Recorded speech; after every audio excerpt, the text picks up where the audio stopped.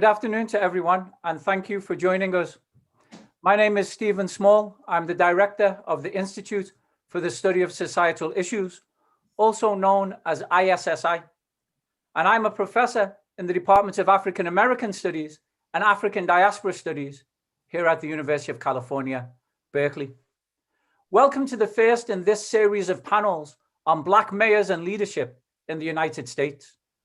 This series is being organized by ISSI, by the Department of African American and African Diaspora Studies, along with the Great Cities Institute at the University of Illinois, Chicago.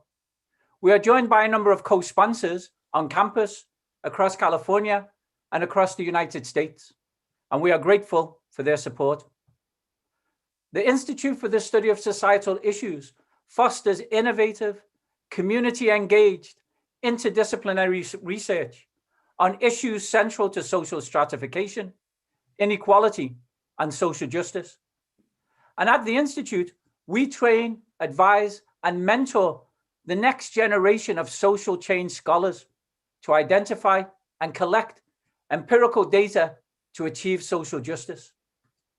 The Institute was founded in 1976 by Professor Troy Duster, Professor of Sociology at that time.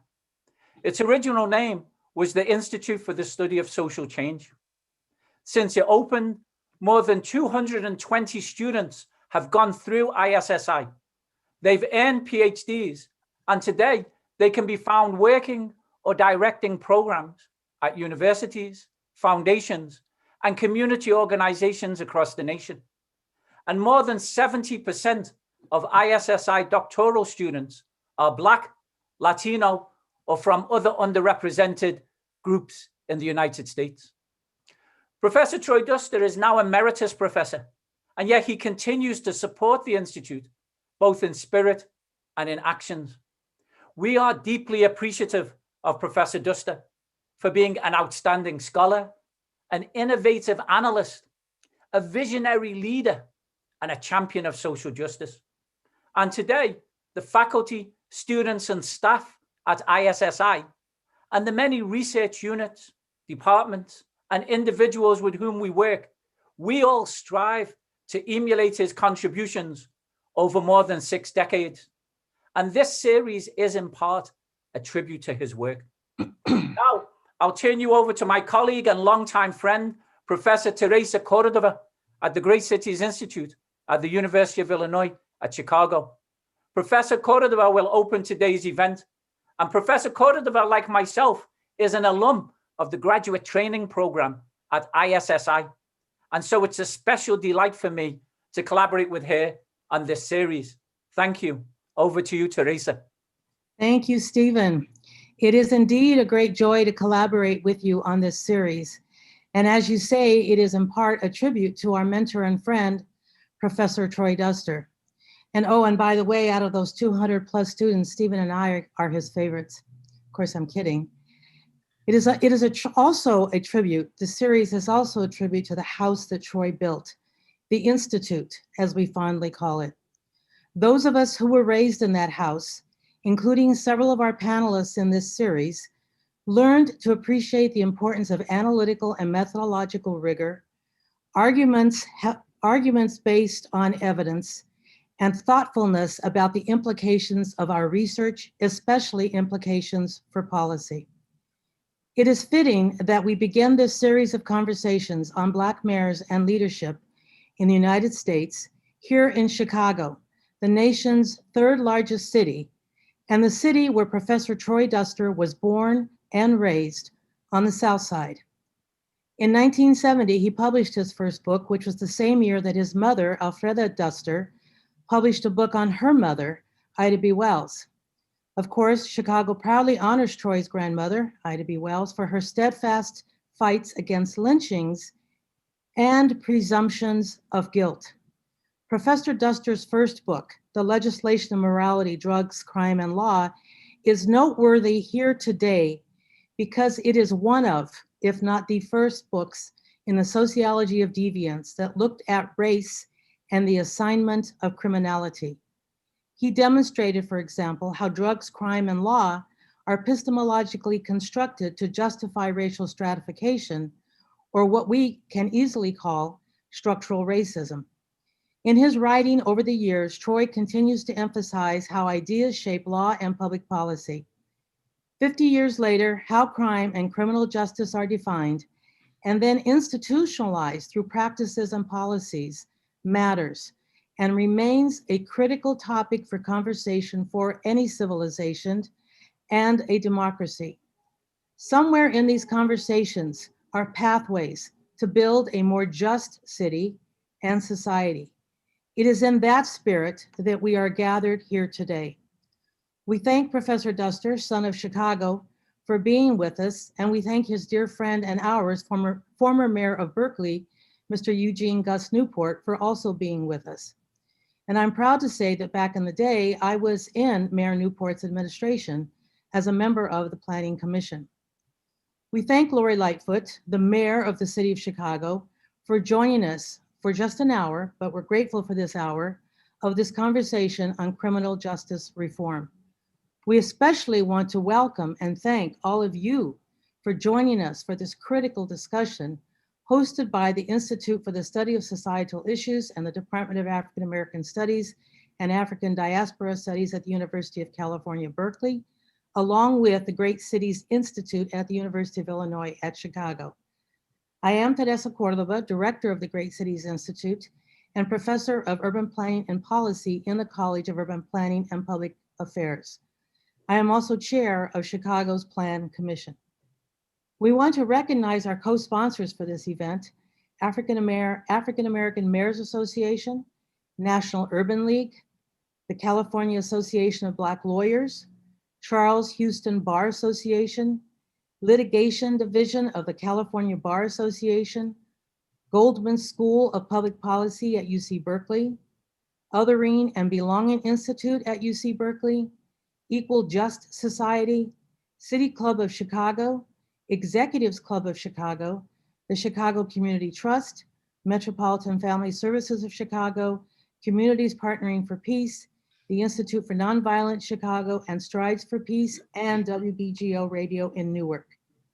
We want to also honor the people on this land who preceded us, people of the Three Fires Confederacy, the Ojibwe, the Potawatomi, and the Ottawa, and the many indigenous people who call this home, past, present, and future.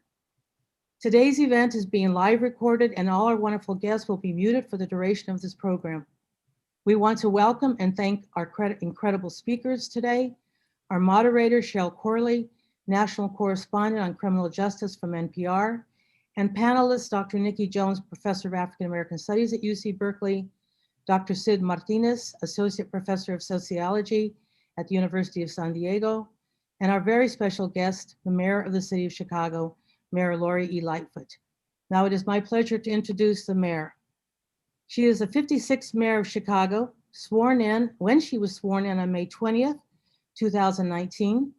She became the first openly gay and the first Black woman to serve as mayor. Since assuming office, through strategic investments, Mayor Lightfoot has undertaken an ambitious agenda to expand opportunity and inclusive economic growth across Chicago's neighborhoods and communities. She has had her hands full tackling fiscal issues that she inherited and providing leadership in the city through this horrendous pandemic. Prior to her election, Mayor Lightfoot recently served as a senior equity partner in the Litigation and Conflict Resolution Group at Mayor Brown.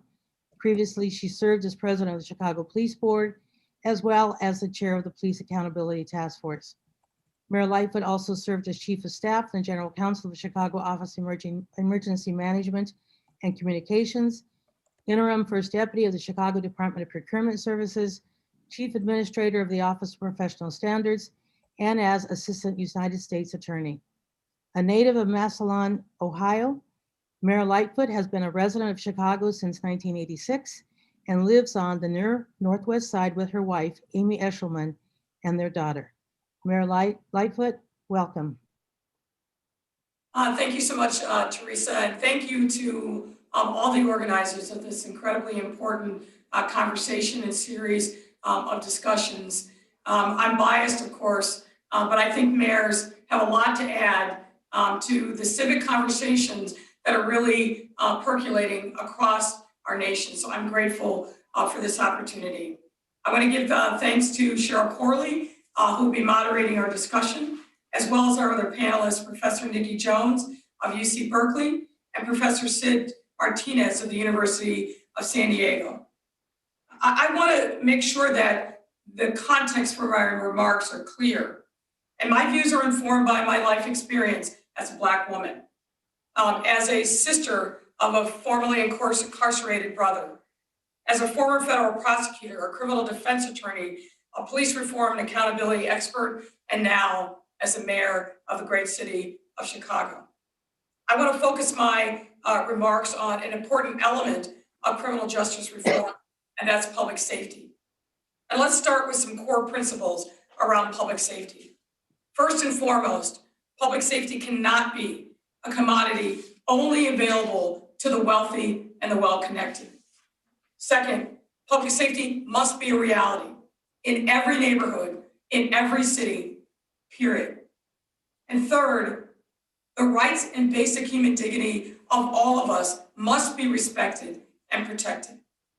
Now, we'll be talking a lot today about the complications and nuances of criminal justice reform, police reform and accountability, and all the other elements that go into it. But all of it must operate with a fundamental framework, because these are the key milestones and pillars that we must organize our thoughts around. This past year absolutely has been a challenge for all of us. And like so many of us on this call, I have personally experienced a gauntlet of emotions: anger, frustration, despair, fatigue, but importantly, also hope. And as I've watched and responded to the civic unrest related to the murder of George Floyd, the reform that has gripped our country, and other civic expressions, I have watched it with an eye towards looking at the opportunities that this moment presents for us. For Black Americans and Black mayors, this experience that we have been in, this cauldron that's been churning, has been important, but also daunting.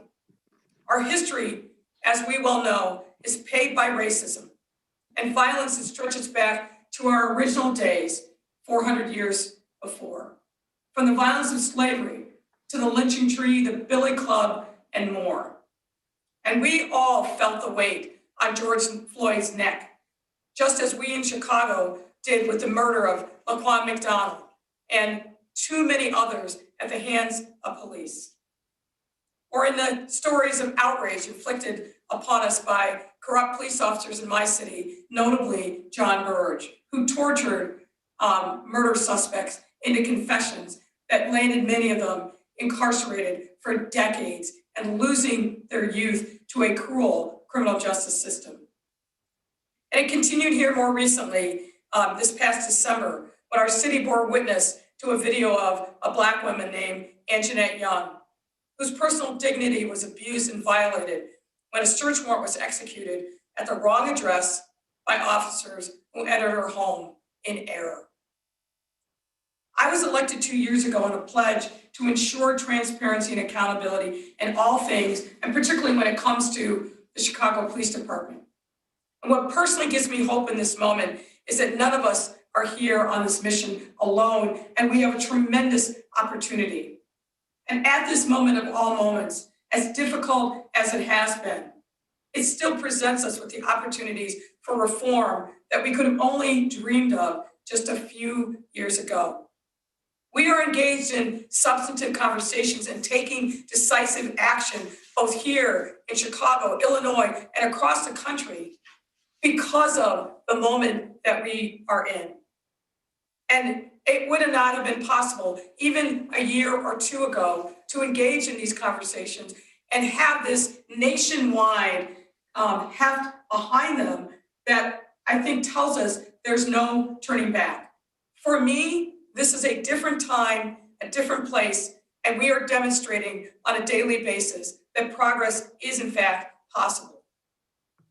Now, as important as all of this is, we will ultimately fail if we don't address the deeper issues beyond public safety and look at the root causes of some of the violence that leads to the crush on our criminal justice systems. And that, to me, the root causes of violence is generational poverty. To me, one cannot have a meaningful conversation about any of the topics that we're here today to address without looking poverty squarely in the eye. We see it throughout every city in America, manifesting itself in life expectancy gaps, or when entire communities don't earn enough to eat, much less cover basic things like housing, transportation, and healthcare. And the absence of breeds the absence of hope. We have to deal with these underlying root causes of violence. And it's got to be part of the equation because it is the undergirdings of the problem. And these issues rest at the heart of the values that I listed earlier. Public safety cannot be a commodity that's only available to the wealthy and the connected. Public safety must be a reality everywhere. And that rights and basic human rights and dignity all must be respected and protected. But we can't talk about those concepts divorced from the conditions on the ground and the lived experience of people in our neighborhoods that are driving and animating a lot of the conversations around public safety and also criminal justice reform. These are complex issues, there's no doubt about that, but not too complex for us to tackle. And in this moment, with the wind at our backs, we have an opportunity like no other that I'm aware of in our lifetime. And we cannot squander this moment. We've got to take full advantage of it and right historic wrongs, because that is what's needed and demanded by this moment. And the residents in my city and cities all across the country are looking to us for leadership, for us to see them, to reflect their lived experience in our policy prescriptions, but to be real and authentic with them so that we can truly create vibrant, safe, and healthy neighborhoods. That, to me, is what we must be about. Thank you for giving me this opportunity to speak. And with that, I'll turn it to Cheryl to get our conversation started. Thank you, Mayor. Actually, you're going to turn it to me, and I'm going to introduce Cheryl. All right. We do thank you very much, Mayor, for your comments. Today's panel is moderated by Cheryl Corley, a Chicago-based NPR correspondent who works for the national desk covering criminal justice issues, as well as breaking news in the Midwest and across the country.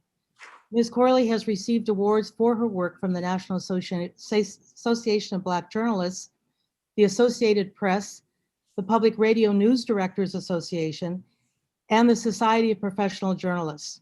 She earned the Community Media Workshop Studs Terkel Award for Excellence in Reporting on Chicago's Diverse Communities and a Herman Kogan Award for Reporting on Immigration Issues. She also serves as the board president for the Community Television Network, an organization that trains Chicago youth in video and multimedia production. Cheryl, thank you so much for the generosity of your time and expertise.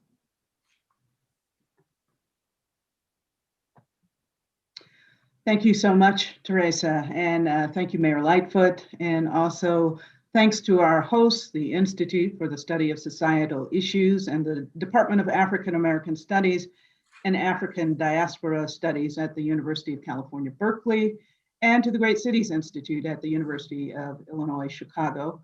And thanks to all of you who have joined us for this conversation. I'm looking to see how many folks we have. We have more than 300 folks so far. And I'm just really honored to be a part of this conversation. For years, criminal justice reform, particularly police reform, has been the focus of Mayor Lightfoot.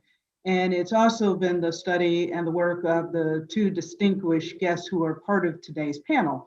So let me introduce them.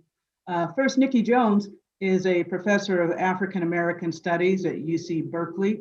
Her area of expertise is pretty expansive and includes urban ethnography, criminology, and criminal justice, with a special emphasis on the intersection of race, gender, and justice.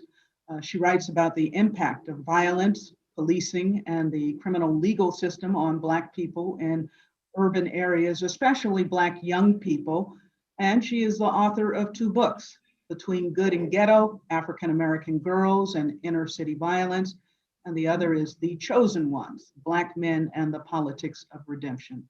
Welcome, Professor Jones. Thank you for joining us. Cid Martinez is our other panelist, and he is an associate professor of sociology at the University of San Diego. His research focus is on urban politics, policing, gun violence, religion, and much more, with an emphasis on Latino and African American relations. Professor Martinez is the author of the book, The Neighborhood Has Its Own Rules, Latinos and African Americans in South Los Angeles, which looks at how they manage violence in their neighborhood. He's currently completing a second book, which takes a look at legitimacy, trust, and violence reduction, and really explores the link between gun violence, policing, and the response to the use of force by activists in Sacramento, California. So welcome, Cid, and thank you for joining us as well. You know, we have about 45 minutes or so for our conversation. I'm going to be asking questions, but you and the audience will also have that opportunity and can put questions that you'd like to ask our panelists or have them address in the chat area. There are many, as I mentioned, who have joined this conversation, so we won't be able to address all of your questions, but I'll try to get to as many as I can. So, you know, I like to begin with an issue that's been of concern for years. And in November, it became much more of a reality at the ballot box because voters across the country approved dozens of measures that are going to shape policy, and many of them focused on police oversight. Cities and counties in 6 states have now increased the authority of independent civilian groups to monitor and investigate police, often with the power to subpoena witnesses and documents. And that's been a really contentious issue here in Chicago with 2 competing visions. There's CPAC, or the Civilian Police Accountability Council, which would give citizens much more control, while the other, the Grassroots Alliance for Police Accountability, or GAPA, makes changes but retains a much more traditional framework for police accountability that we currently have today. So those proposals, as you know, Mayor, were going to come up for a vote before a City Council committee. You asked for a delay to present your own plan. Can you talk about what you believe should be included and how is your plan going to be different from what activists have envisioned and what community folks have put together? Well, let me frame the conversation. As you know, Cheryl, following the release of the video showing the horrific murder of Laquan McDonald, I led what was then known as the Police Accountability Task Force. And we gathered subject matter experts from here in Chicago and across the country to tackle some very specific issues related to police reform and accountability. And one of the recommendations coming out of the PATF was for a form of civilian oversight. And so that work back in 2016 really, I think, shapes and informed the conversation that's happened since. And what I've always consistently said is we have to have civilian oversight of the police, because if we do not, then the core mission of the police to serve and protect communities will be done without the legitimacy that's going to be necessary for them to be successful in that mission. And that mission is to keep everybody safe, regardless of zip code and regardless of neighborhood. We have to do this in a way that brings, I think, subject matter experts to the table. That's critically important. We have to do this in a way that works in harmony with the police department. The police department, as a failure, means our city fails. It means our neighborhoods aren't safe. So we've also got to make sure that we are standing up a structure that will hold police accountable, but also make sure that community voices, a wide variety of community voices, are at the table.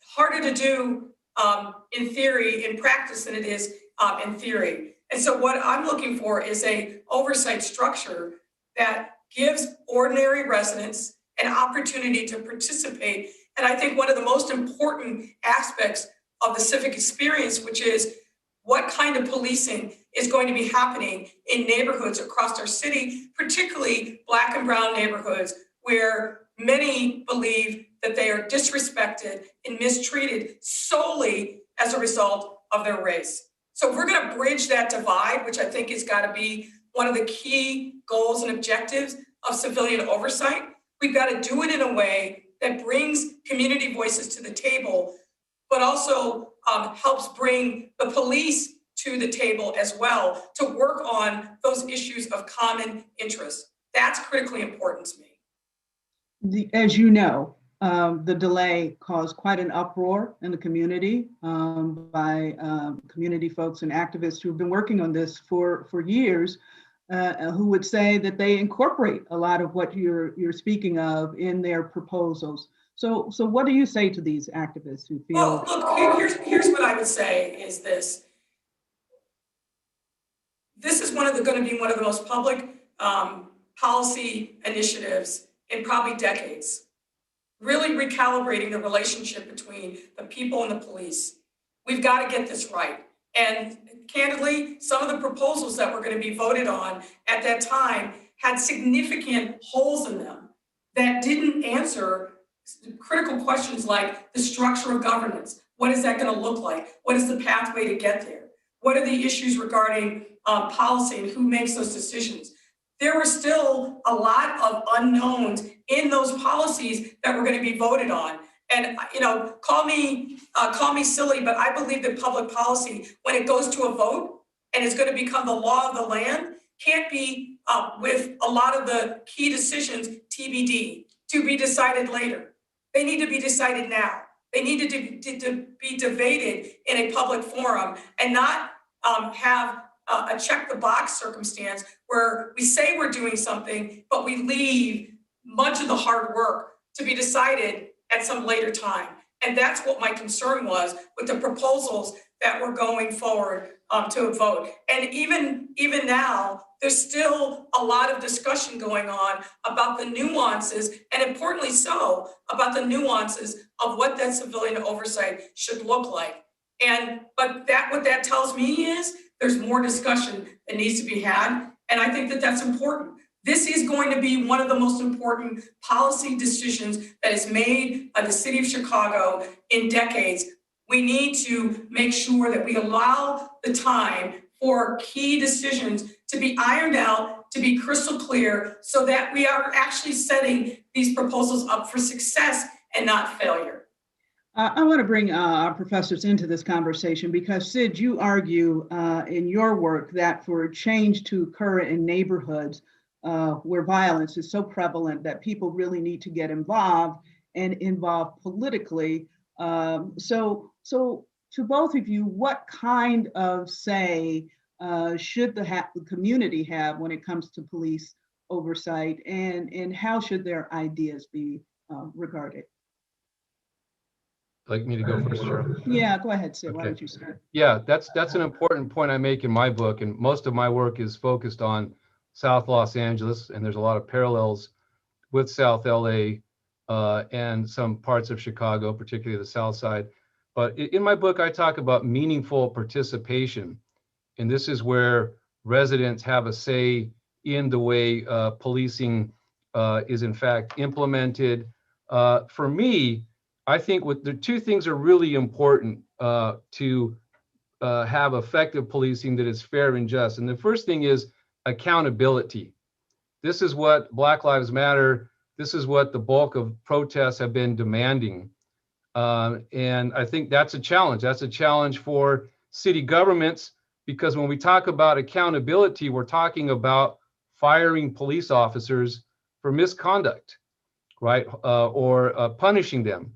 And I think, so that's important. I think another big glitch is the unions. Union contracts right now have made it very difficult to restructure local government so that we can have accountability. So the ability to fire, the ability to reprimand officers. And that leads me to my second point. The other thing that's important is that the individuals on these oversight committees, CPAC, I guess would be an example, is that they be independent. The fear is that a lot of residents have is that when you have an oversight committee and they're under the auspices or control of city government, that limits their ability to be effective. They're concerned about maybe losing their position or maybe being fired or reprimanded and somehow. So I think having independent, autonomous individuals that can have meaningful participation, that's the starting point for me. Accountability and having people who serve be independent to the fullest extent possible. Nikki? Yeah, I'll just add to that, the tensions and the challenges and the issues around this really gets at the heart of the problem and how we frame the problem. And are we talking about reform or are we talking about fundamental transformation? And it seems to me that activists on the ground in Chicago, and it's hard to imagine folks who have done more work on the ground, than the folks in Chicago are calling for fundamental transformation, which would mean not just to see it at the table, but centering their experiences and their concerns and what it is that they say they want, not just for public safety, but for community safety.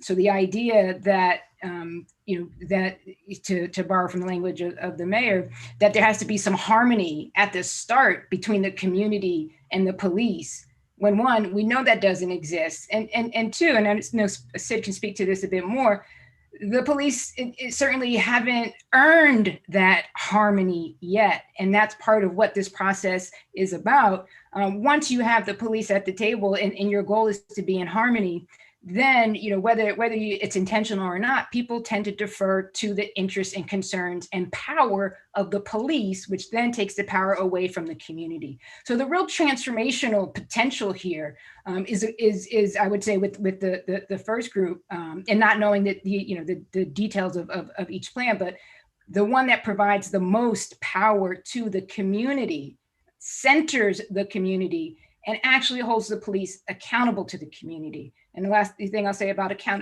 probably not the last thing, but for now, the last thing I'll say about accountability is that it is important to be able to hold officers accountable for wrongdoing. But accountability is also about being responsive to the needs and concerns of a community, right? And sometimes that's about liability and guilt. And sometimes that's about, we want less of you around here, right? And responding to that as well. Mm-hmm, mm-hmm. Mayor, I saw you shaking your head, somewhat in agreement on some of these points that Professor Jones is making, yeah? Well, I think that this notion of power is an interesting one. But I would also just add to what Professor Jones just said. Sometimes what it also means is we want more of you. We have neighborhoods in our city that unfortunately are plagued by violence. And violence that is perpetrated by people who live in those communities. And what I hear from those residents is they don't want less police, they want more police. They want more police to address the real imminent threat that they feel every single day. And I think sometimes in this conversation around police reform and accountability, we forget that there are people in neighborhoods who feel victimized by other people in their neighborhoods. When I have our elders who are fearful of stepping out of their homes for fear what's waiting for them down the block.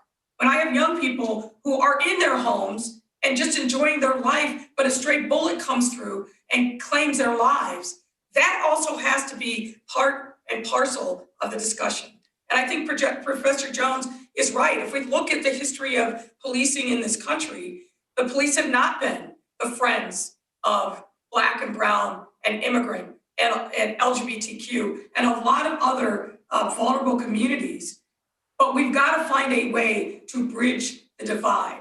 And we've got to find a way to think more expansively about public safety. This can't just be on the police because they're never going to be able to solve every problem. That's why I centered my open remarks around this notion of poverty, because really a lot of what's driving some of these challenges that we see in neighborhoods is the absence of, which is the definition of poverty.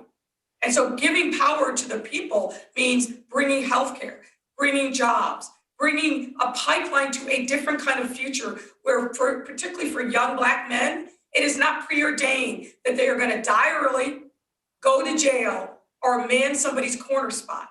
So I don't think we can have a meaningful conversation about any of these issues unless we deal with the historic systemic racism that has left too many of our communities devoid of resources that they need to be able to be healthy and vibrant and take control of their own destiny and hold each other, the police, and elected officials accountable. When you are just trying to get through the day and you don't know where your next meal is going to come from, or whether or not you're going to have housing and clothing on your back, all these other issues that we're talking about are luxuries to too many people. So to me, the intersection of this conversation around generational poverty and making sure that we are doing everything we can to address that is part and parcel of thinking about police reform, accountability, and criminal justice reform. But people aren't ignoring that, Mayor, are they, when they make suggestions about how police oversight should occur? I mean, they're talking about those issues as well, aren't they? I don't know that they're talking about it in the same way that I'm articulating, Cheryl. You know, obviously there is a level of frustration and anger and resentment in neighborhoods all across this country about the way that Black and brown people have been policed. I understand that. I see it every day. You know, one of my many jobs or my almost 6 decades was running an organization that held people, that held the police accountable, that investigated police-involved shootings. So I've seen this issue from every angle as a prosecutor, as a criminal defense attorney, and then working within the police department, but also working outside of it to hold officers accountable. What I will say is these are complicated and complex issues. And we're at this point where I think real progress can be made, but it won't be made if we just pander to the crowd. We've got to be thoughtful, we've got to be strategic, and we've got to look at the larger frame in which these issues are permeating. And again, for me, having looked at these issues for now multiple decades, at the root of many of these things is generational poverty. And I don't hear that conversation as often as I would like. Can I just follow up, Cheryl, because there are a couple of points that, you know, I think the mayor made that, you know, are important and come up often. And I think that we should address, and I should also say that I've done work on both sides of the dividing line as well, that line that divides Black communities, hyper-surveilled Black communities, and the police. So I feel like I have a good understanding both of how the police see the community and also how people experience the police. And so often we hear a version of what the mayor just shared, that, well, Black people want the police. People in these communities want the police. And it's not that that's not true, but what they want is not necessarily what they have gotten historically and what they're likely to get now. And I will also say this, is that also in those communities are the young people who are most likely to do violence and the most likely to be victimized by violence. And if you go and try and see the world from their perspective, and you ask the question, what makes them less likely to be involved in violence? What protects them? Then the role of the police actually diminishes, right? Because it doesn't bring them that kind of safety and doesn't actually bring the community that kind of safety. If it were to do that anywhere, it certainly would be Chicago, right? You know, so if that was what is likely to happen. And so, you know, I really want to push back on that. In my research, one of the things that we're doing right now is analyzing what it looks like, what a system of justice looks like from the frequent targets of policing. Right? And it's not that people don't want some sense of safety, but they also understand that they are the targets, both by people in their neighborhood, in their family who want more police looking at them, and that they are the potential targets of lethal violence, right? And so how do we center them in this conversation and imagine what keeps them safe, and in turn, what keeps the community safe outside of policing? Yeah. Can I ask you, Cheryl, just one point?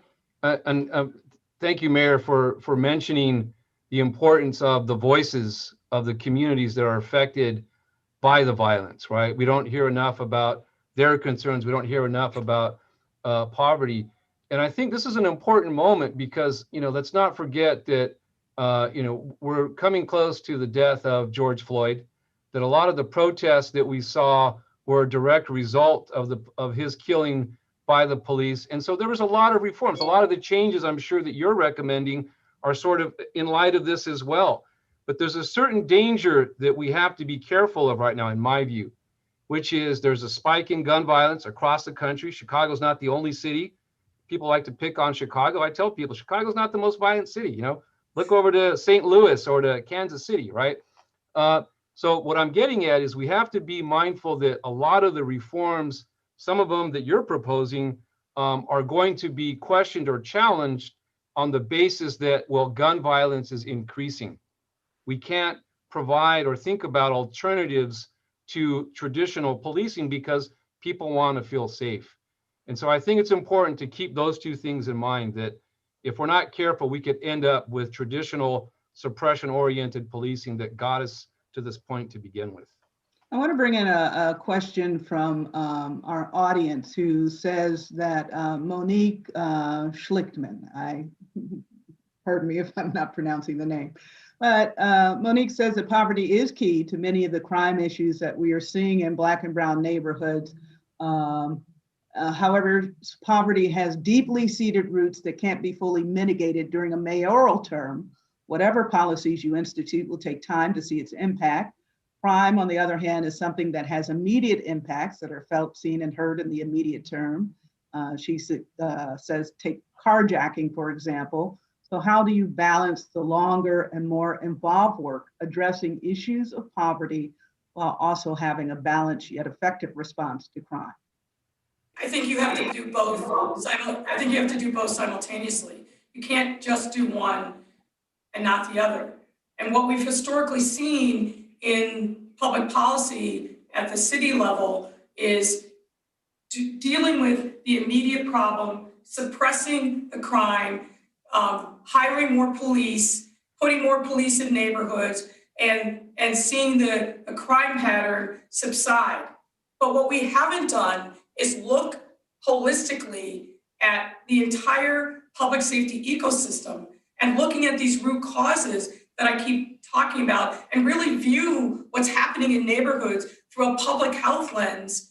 And I think doing that, which is what we have been working diligently on in my 19 months as mayor, is really not just thinking about this as one thing versus the other, but looking holistically. I said this at the very beginning, and I say this as somebody who spent a lot of time in law enforcement. Police cannot solve all these problems. Police are an important tool, no question about it. And as I said before, in crime-plagued neighborhoods, I hear from lots of folks who say, Mayor, please do not defund the police.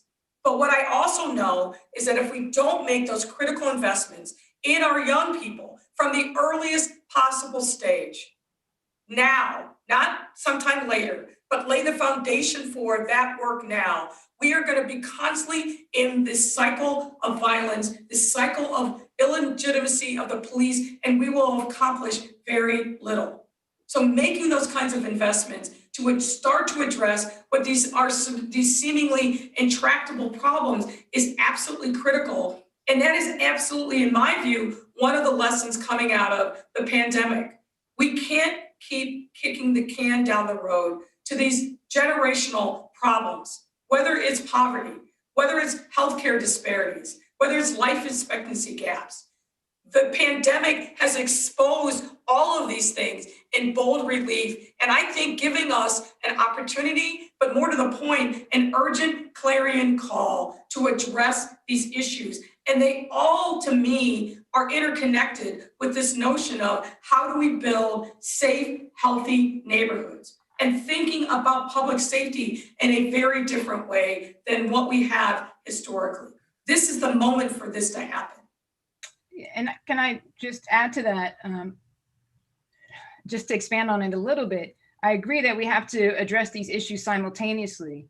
And we also have to understand the degree to which the criminal justice system, which is actually a set of criminal justice industries, exacerbates poverty, exacerbates intergenerational poverty. that first contact with the system, that first record, right? All of that is going to have a consequence, one for the ability to get an income, much less build wealth.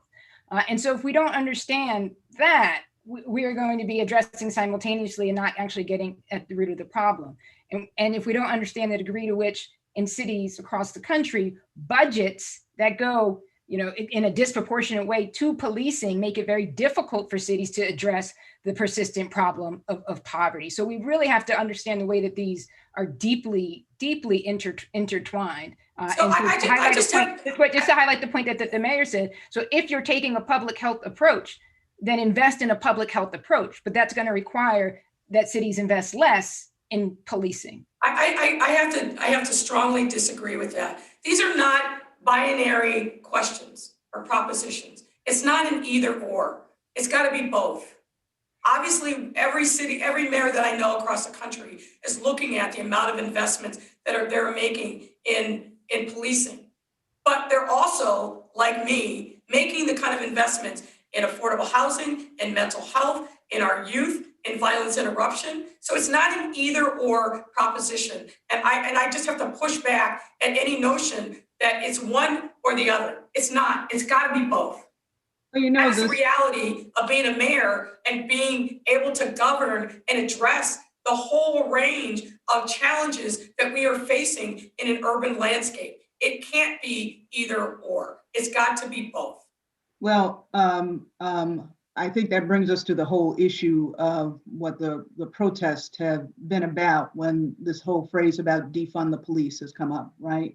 And it has, of course, different meanings for different people, from the abolition of the police department to shifting funds to social services to doing something, I think, of what you both were talking about, giving funds to one area and sharing that with police. Want to talk about a couple of examples. In New York City, for example, officials did shift $1 billion from the police budget, deciding not to have a new recruit class and dedicating some of that money to youth centers. Austin, Texas cut its police budget by nearly a third.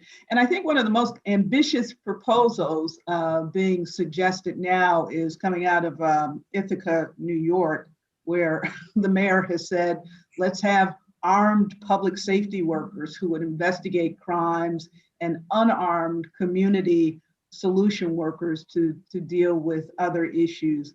And they both would report to a civilian public safety director. So I'd like to ask all three of you, is that an approach worth considering? What do you think? Cid? I can weigh in a little bit on that. I think what's missing from a lot of policy discussion right now is that there are evidence-based evaluated alternatives to policing that have been shown to be effective. Some of them work with the police. Chicago has their own version of ceasefire. Some of them work without the police. Advanced Peace, which is a program that started in Richmond in Northern California, has been shown to be effective. So I think that's an important discussion, is what is the data, what does the evidence tell us? And we know that there are community alternatives to policing, some of them, as I mentioned, without the police, and they work. And so that requires a commitment and an investment. And it also begs another question I think that Nikki was getting at, which is how far can police reform really go, right? One of the things I heard about Chicago is the consent decree and how only a small percent of the federal requirements have been achieved. So it really begs the question. And I think, Mary, I think you would recognize that there are limits to what policing can do as well. Some things like mental health, right? That's a problem as well. So I think we really need to start looking at the evidence-based alternatives to policing that are community-driven, that have been proven to be effective, and that are going to require funding. And having that conversation about where that funding is going to come from, I think is important. And I think most Chicagoans and most people across the United States have said they want that money to come from the police, right? So that's just a starting point. There's more I could say, but I'll stop there. Yeah, and just to respond to the comment on it that it's not binary. These are interrelated. So arrest is binary. Either you have been arrested or you have not. And if you have been arrested, and you're more likely being arrested if you live in a neighborhood in which a lot of people are arrested, that's going to have a negative consequence. If you are investing in other institutions that aren't rooted in carceral logics, then you are building capacity. We know that the criminal justice system is a negative sanctioning institution. And so calling on it to provide any kind of, to bring us to freedom in some real way, or to safety in some real way, is not the kind of logic that is going to really kind of move us forward. And so even with the best intentions and the best efforts, you are going to see that we are not going to get to that goal, right, without understanding the way those things are related. And then, I think you can guess what I think about, what's happening in Ithaca. And I think, a year ago, I was telling folks that the moment belongs to abolition. And what I would say, almost a year out now, is that the future belongs to abolition, right? If we want a future, not just, in our cities, on this planet, we have to be thinking bigger and broader than reform, right? If we call on the spirit of Ida B. Wells, who was invoked at the start of this, she would tell us not to go down to the reform pathway. She would be saying, think about transformation and address the issues that I was talking about way back when, right? And so what I appreciate about what's happening all across the country is those folks who are stepping into this space and really trying to develop new approaches and taking the risk that comes along with that. I want to, Cid, you mentioned the consent decree, and I want to, pardon me, talk about that just a little bit, because 2 years ago, a consent decree became official in Chicago, and the city joined more than a dozen others in the country operating under a federal consent decree. But, we have seen places where it seems to work. In Seattle, after 6.5 years, a federal judge said that city was in compliance. Professor Martinez, you talked about Chicago and the difficulty that it's seen with the first year in meeting deadlines. In Oakland, we see a department that's been under a federal consent decree for 18 years. So what keeps these changes from happening? What keeps them, and why does it take so long? Mayor Lightfoot, why don't you talk about that? Well, and I would add to that there are many cities like Cleveland, like New Orleans, have been in consent decrees twice. And the average length of time that a city police department of any size is under consent decree is typically 10 years. Look, what I will say is, in order to advance meaningful police reform and accountability, you've got to have leadership that not only says the right things, but does the right things. And there's got to be a top to bottom, a commitment from within the police department itself, but also I think in the mayor's office to making it happen. I look at, for example, a city like Detroit, and you look at the resources that they put into making sure that they were making meaningful, measurable progress in building a better police department and using it as the opportunity. Pittsburgh was one of the first cities in the country that went into a consent decree. And there's been many things written about it, but I think people there really saw it as the opportunity. You can check boxes, you can meet paragraphs, but fundamentally what this has got to be about is changing hearts and mind and the culture of a department and understanding how that culture functions within the department. Very difficult to do from the outside in. And that, I think, is one of the biggest challenges of consent decrees. You've got a group of people from the outside that are trying to impose cultural change on an institution that is comfortable in a comfort spot with its culture, and you're trying to disrupt that. So asking that kind of fundamental question, which is, how do you get buy-in? How do you disrupt that culture? How do you change the status quo? That should be the work of consent decrees. And unfortunately, the way that many of them have been constructed over the years, they don't seem to recognize that fundamental conundrum that is really the key to making the difference. But it still presents an opportunity for mayors, for police chiefs, for leadership within a department to look and ask those hard questions and recognize that all is not well. And I'll go back to something that I said before. If the police are not viewed with legitimacy by the people, the police will never function effectively. You cannot impose your will upon a people and think that you're going to be regarded as heroes. You've got to have that partnership. You've got to take the time to build that trust, those authentic relationships, which is not easy to do. And it moves at the speed of trust. And trust becomes when you get out of your cars, when you accept responsibility for owning that relationship, and you come to the community with an open mind, a heart, and a good faith to try to build lasting, authentic relationships. And there's a lot of things that go into making that possible. But fundamentally, we have to view each other as having a common mission. And if we view each other as the enemy, either side, it's going to always fail. It's going to always fail. And then our communities are, in fact, going to be less safe. And I want to pick up on a point that Professor Martinez made. In a city like Chicago, there's lots of different ways in which public safety manifests itself. I talk about it as the public safety ecosystem. One of the reasons I think that we've seen a spike in violence in Chicago, in New York, in LA, in Baltimore, St. Louis, literally every city across the country, is because that ecosystem, every facet of it, not just the law enforcement side, but the people side, the community side, were directly and dramatically impacted by COVID-19.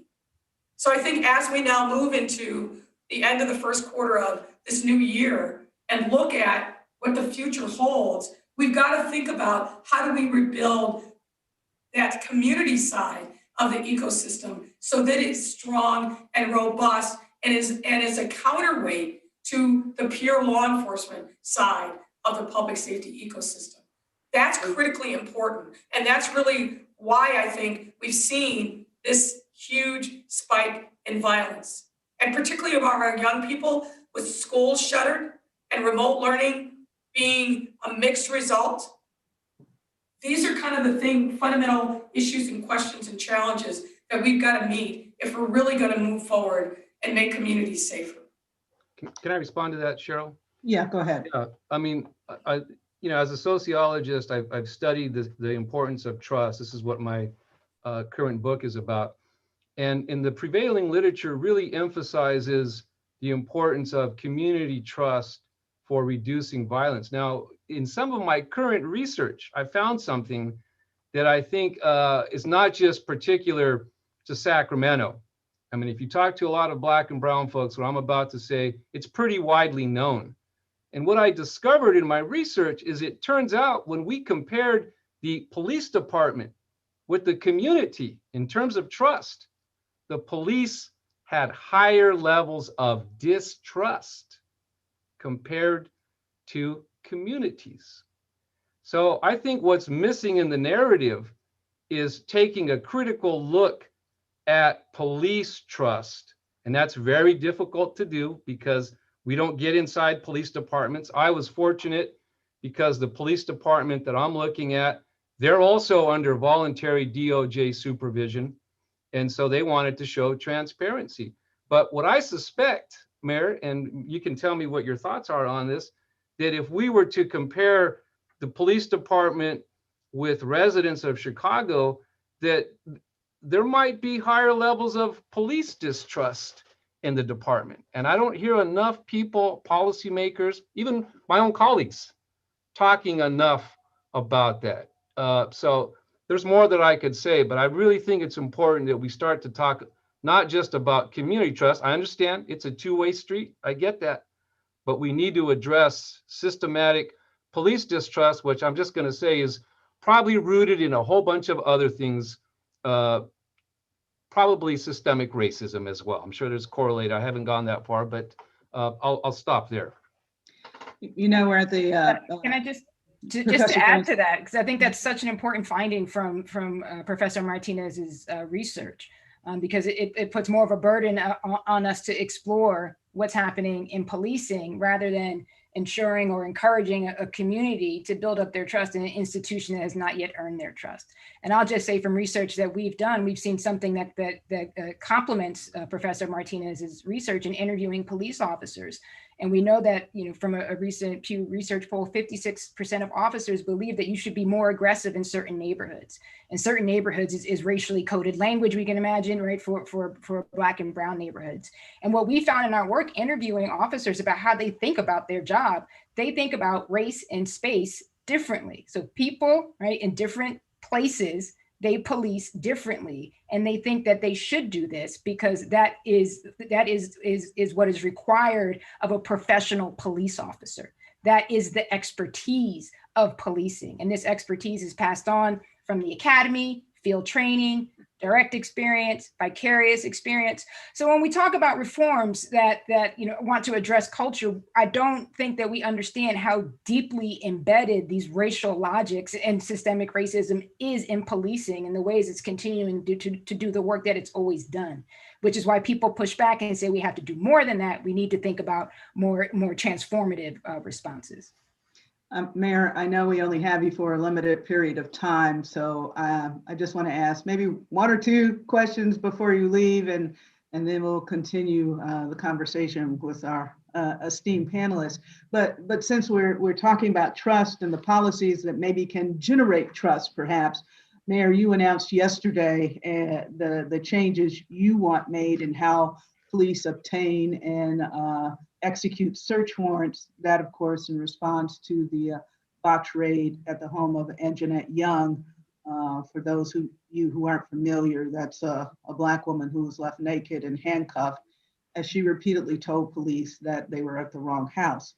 There have been search warrants that have also come under scrutiny after the killing of Breonna Taylor in Kentucky last year. And those botch raids, particularly in Black and brown neighborhoods, really heightened distrust. So how do you hope the reforms, the policies that you are talking about with search warrants will make a difference? Well, I think fundamentally in a number of different ways. First of all, again, we have to start at first principles.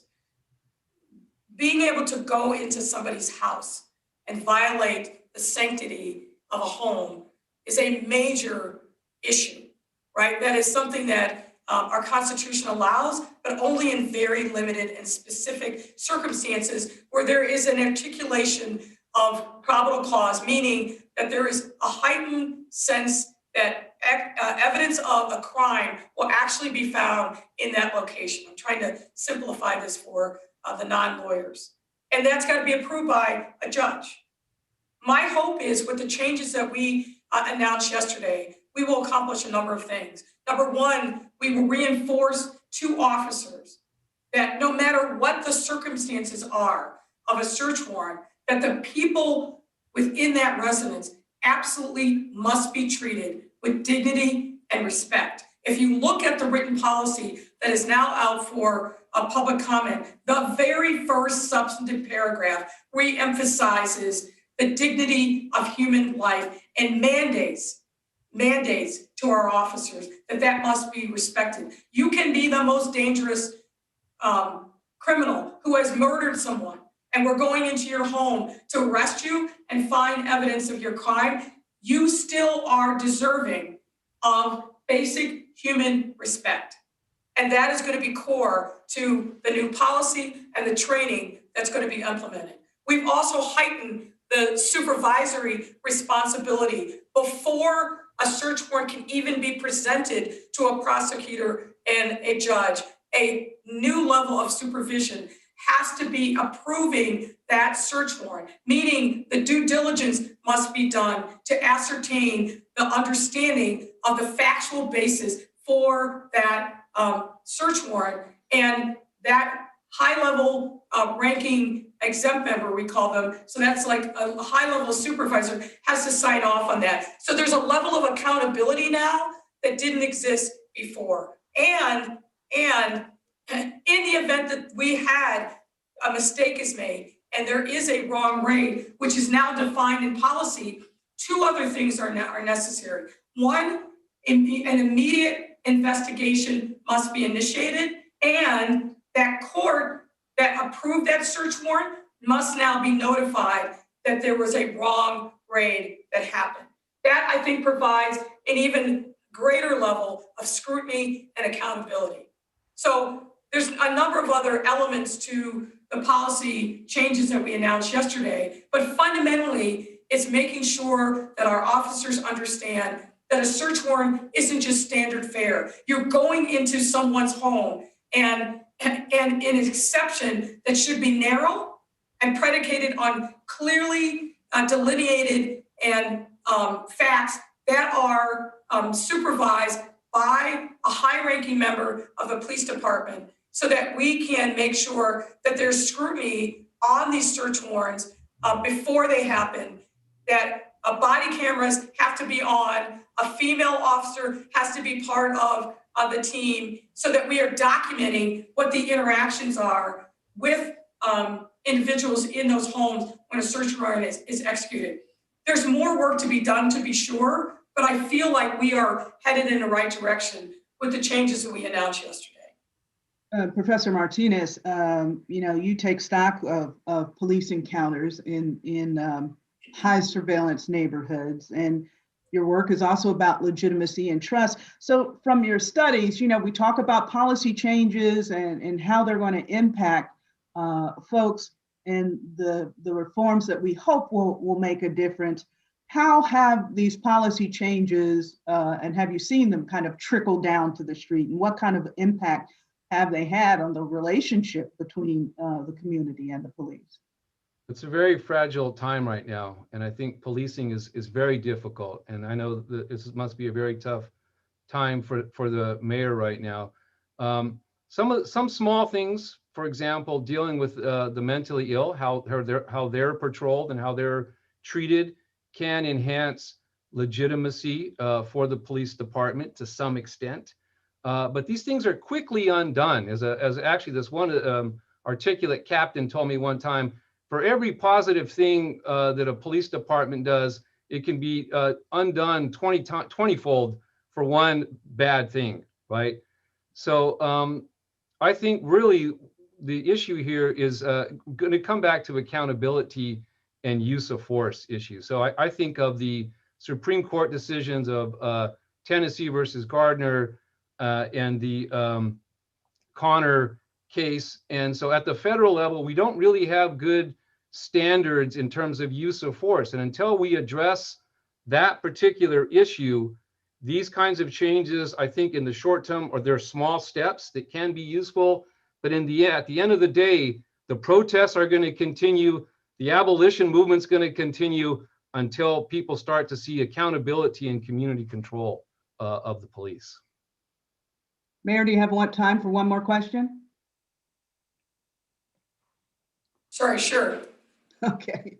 Well, I wanted to ask you, since we're getting to this point of a new administration. In fact, there is a new administration. And last night, the U.S. House approved the George Floyd Justice and Policing Act. Earlier in the week, the White House threw their support behind it, saying the country couldn't rebuild trust if police officers aren't held accountable. So if approved, that act would, among other things, ban chokeholds, set a national use of force policy. The effort stalled in the Senate last time around and still faces a tough road this time around as well. President Biden has talked about criminal justice reforms he'd like to see, but given that policing is primarily a local concern or handled locally, I wonder what you want or even expect from the Biden administration. And maybe all three of you can take a bit at this, but let's start with the mayor. Yeah, I think that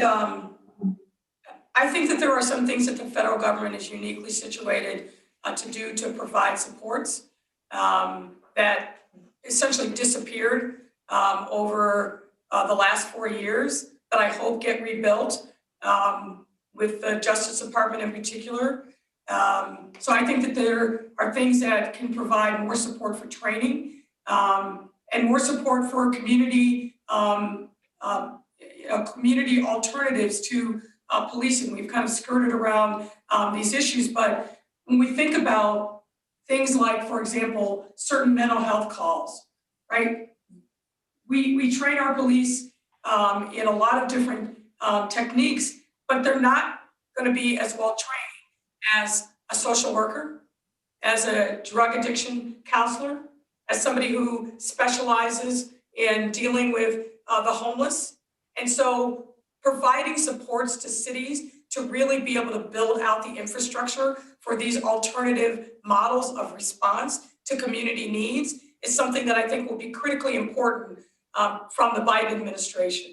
You know, all of us are, you know, because of our fiscal finances and particularly in light of the COVID economic impacts, we're looking under the seat cushions for additional resources. But the federal government, I think, can provide not only a standard that I think it's going to be important for us to follow, but also resources that can help support these more innovative and I think alternative means of providing supports to communities. So that's one way in particular. I also think that, as you know, the Trump administration completely took a walk on any accountability or reform measures. And we've got to build back that muscle within the Civil Rights Division of the Department of Justice. I think that's just absolutely essential. One of the conversations that I've been involved with mayors across the country and really led the U.S. Conference of Mayors Working Group on Police Reform and Accountability is making sure that we do set some national standards, particularly when it comes to licensing police officers. It's episodic. It happens here, happens there, but there's no uniform set of standards in how we are licensing, but also decertifying police officers. So if you do something bad in one area, you can just move down the road to the next jurisdiction and a municipality may be none the wiser about your history.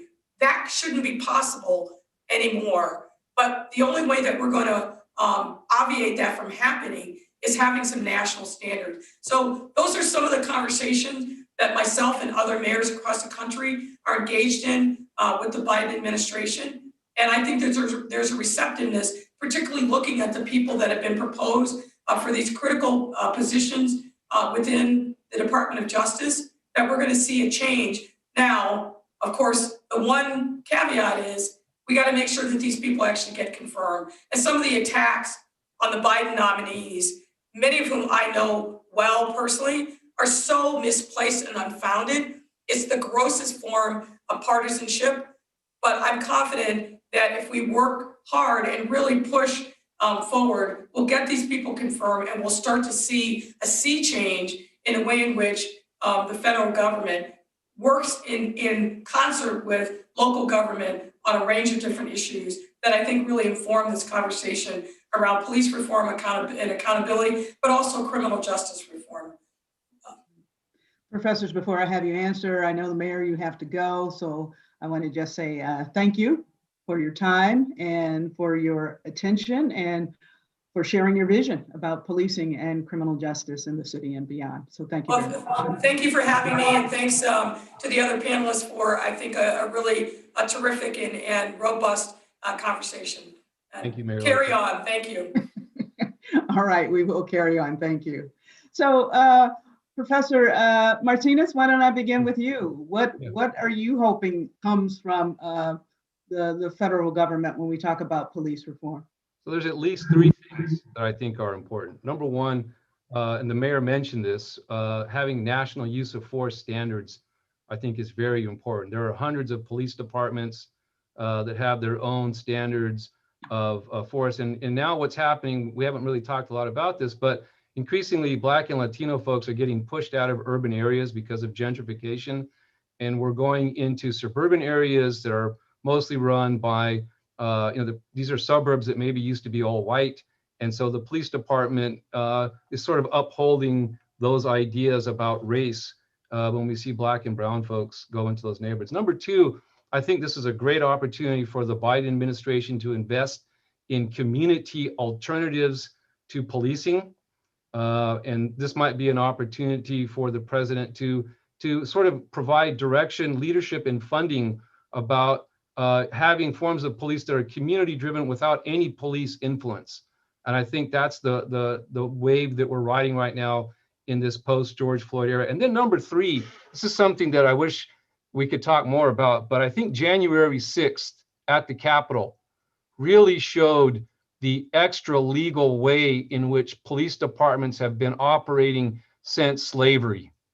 And so there is a bias, not only in the creation of policing, but a bias in the officers that are hired. And so having some standards so that when officers are hired, they can be reviewed for maybe being affiliated with racist organizations or neo-Nazi groups. And so I think January 6th, the fact that there were so many officers from police departments around the country was extremely troubling, and it was a window into how widespread the problem is. You know, we have a question from the audience that kind of dovetails into that, but Professor Jones, I want you to first talk about what you'd like to see from the Biden administration. I don't know if we have enough time to cover what I'd like to see from the Biden administration. And looking at the George Floyd Justice Act, there, I think there are points to be critical of and to ask the question, is this sending more money to police departments for the kinds of reforms that will produce a more efficient system, but not address the problems that really were brought to the surface over the course of summer 2020. And so that's a real concern of mine.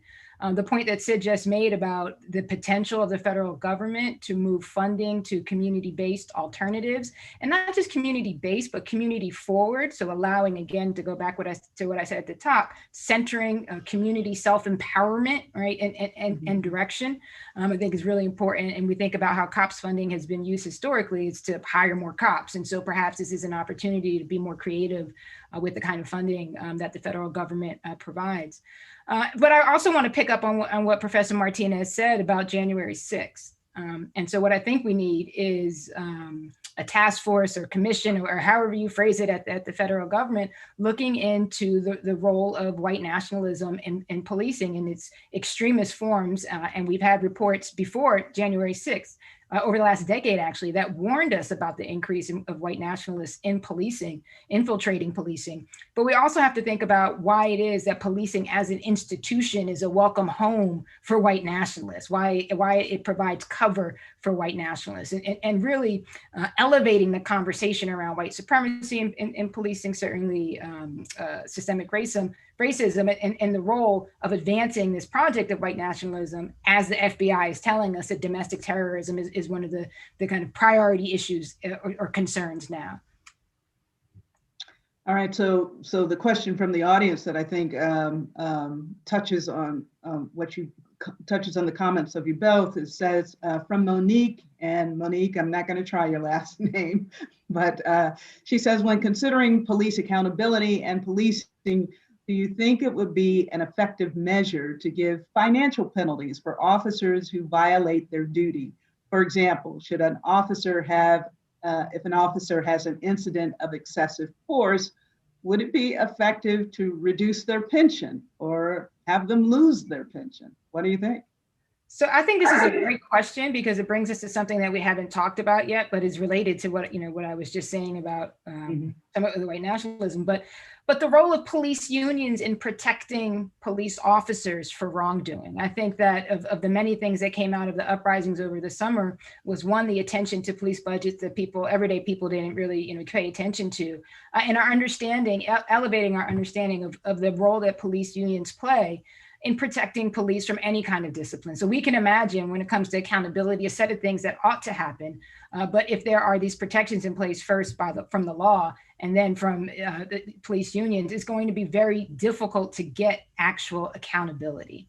And so I think that, really, really thinking about how to push back against that, and not just the unions with leaders who have been shown to be quite racist, but the everyday unions who are just in the job of protecting police officers at all costs. Professor Martinez? Yeah, I'd kind of like to echo Nikki's points. Unions are very powerful, and there's often a conflict of interest with public safety because of unions. I think the idea of penalizing them monetarily doesn't sound like a bad idea, but until we can address the role of unions, the problem is we're not seeing any accountability or very little accountability to begin with. So it would be nice to talk about penalizing police financially, but we haven't even got to the point where officers can be held accountable in any meaningful way. And so that would be the place I would want to start with first. I mean, police departments would disagree to some extent and say they take steps to discipline officers. That it's not all rogue gallery, but you're saying what? That just not enough, or what exactly? Yeah, there's not. First of all, we don't really know. There's not a lot of transparency because of police unions, right? A lot of these things are done internally. So we really don't know the extent to which officers are punished. So that would be kind of my pushback. And then in terms of accountability, because of the unions, I mean, they're minimally, I think, punished when there are instances of misconduct. And then going back to the mayor's point about police oversight, the bodies that decide the punishment are not community driven as well, right? And so I think that's a problem for me, Cheryl.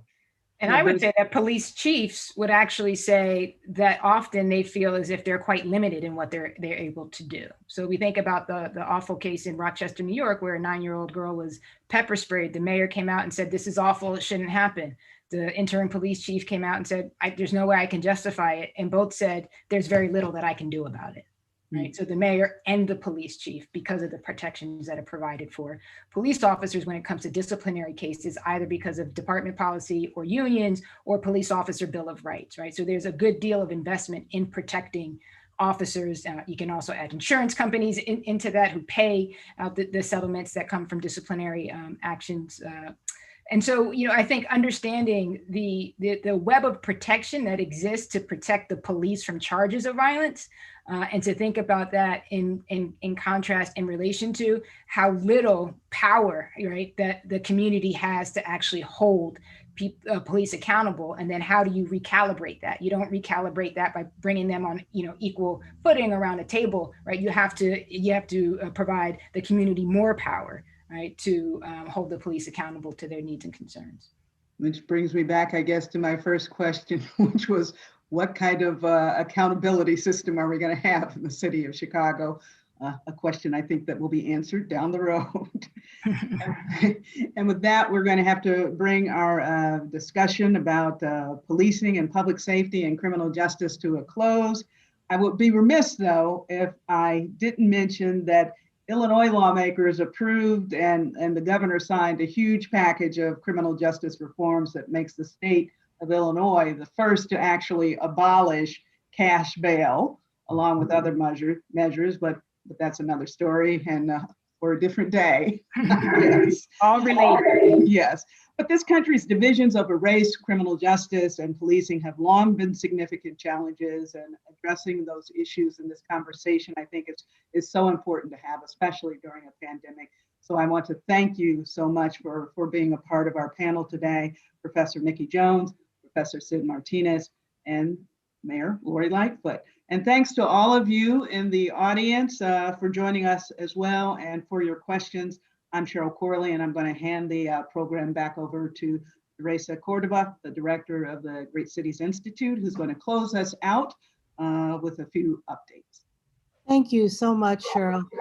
And once again, many thanks to the Institute for the Study of Societal Issues and the Department of African American Studies and African Diaspora Studies at the University of California, Berkeley, and the Great Cities Institute at the University of Illinois at Chicago for hosting today's discussion. You've already thanked the mayor and our wonderful panelists. Cheryl, want to thank you as well, and thank all of you for sharing your questions. The second of this series, featuring the mayor of the city of New York, Mayor Ross Baraka, on the topic of the wealth gap, moderated by Tracy Jan of the Washington Post, and panelists Darren Walker, president of the Ford Foundation, Dr. Paul Ong, urban planner, economist, and research professor at the UCLA Luskin School of Public Affairs, and Dr. Elsie Harper Anderson, associate professor at the L. Douglas Wilder School of Government and Public Affairs at Virginia Commonwealth University. This will take place next week, Wednesday, March 10th, 3 p.m. And that's all we have for today. Please be safe, and we look forward to seeing you again next week. Thank you so much for joining us for this very stimulating conversation. Thank you.